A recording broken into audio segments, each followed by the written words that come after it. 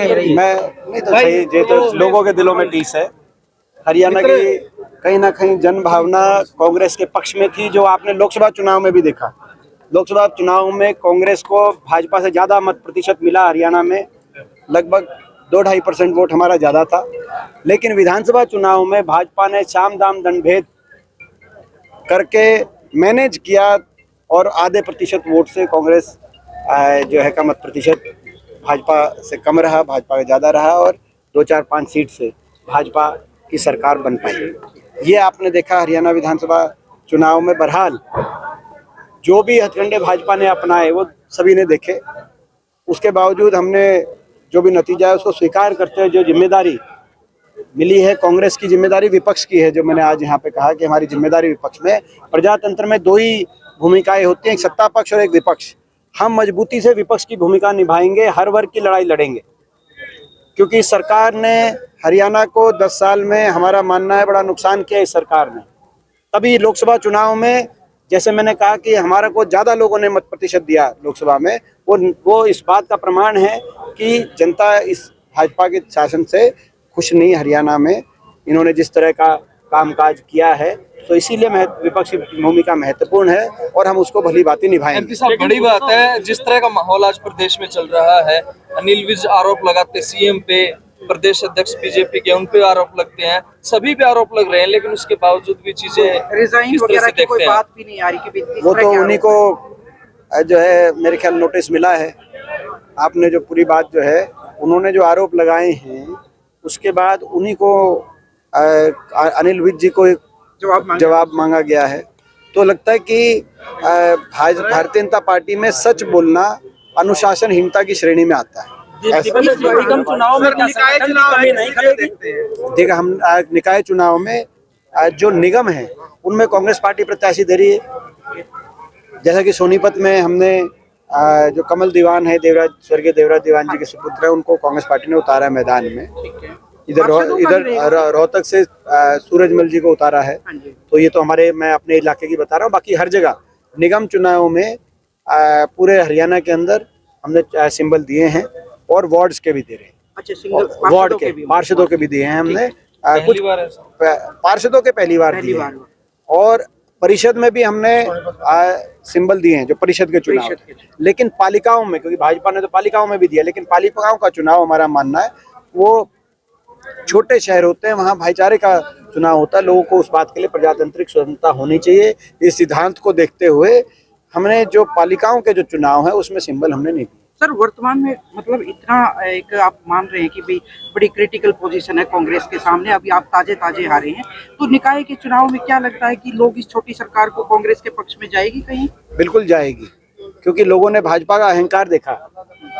इस मैनेज करी हुई जीत, ये मैनेज्ड मैंडेट था। शाम दाम दंड भेद यंत्र मंत्र तंत्र से भाजपा ने जो लोकसभा चुनाव में हार हो गई थी हरियाणा में, मत प्रतिशत में भाजपा पीछे थी लोकसभा चुनाव में, विधानसभा चुनाव में उसको मैनेज करके 0.5% वोट भाजपा ने कांग्रेस से ज्यादा ली। और उसके बाद घमंड 7वें आसमान पे पहुंचा। जैसे कि अनिल विज लगातार कह रहे हैं कि भाजपा वालों का घमंड 7वें आसमान पे पहुंचा।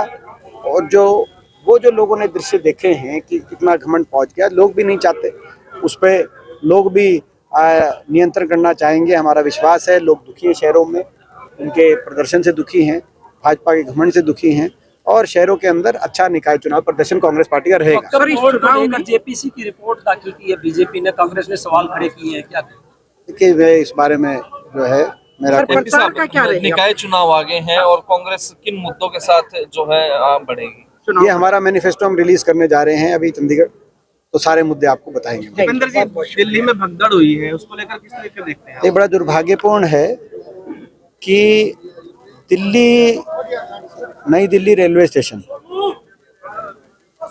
अगर वहीं पे कोई अच्छी तरीके से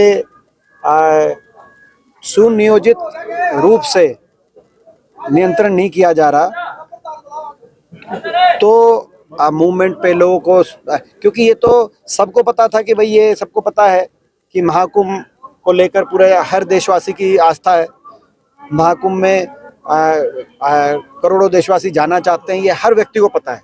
और उसको लेकर बहुत अच्छी तरीके से व्यवस्था देना, ये सरकार का काम होना चाहिए था।